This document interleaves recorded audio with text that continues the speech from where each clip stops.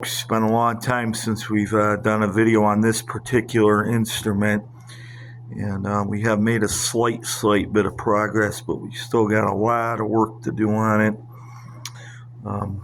We did sand some of the wood down though. I'll show you here. All that wood's been sanded down. It's flush. Right here, wood's sanded down flush. This area we got to fix more, and this we got to carefully get that out of there and there.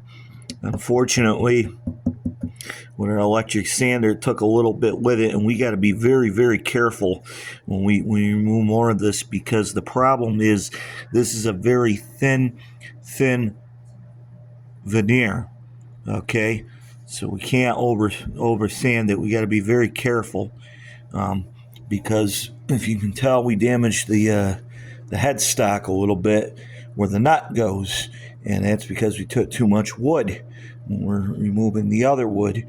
And like I said, for my trick for the neck, I should have just taken one piece of solid wood instead of several pieces glued together to change the angle, and which I still don't know if it helped it or not.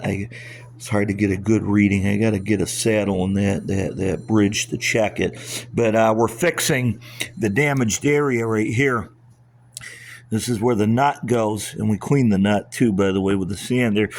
But the problem is that we had to make a graft for it, and we have a graft right there.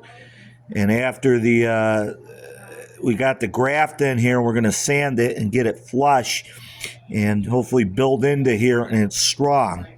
Okay. All right.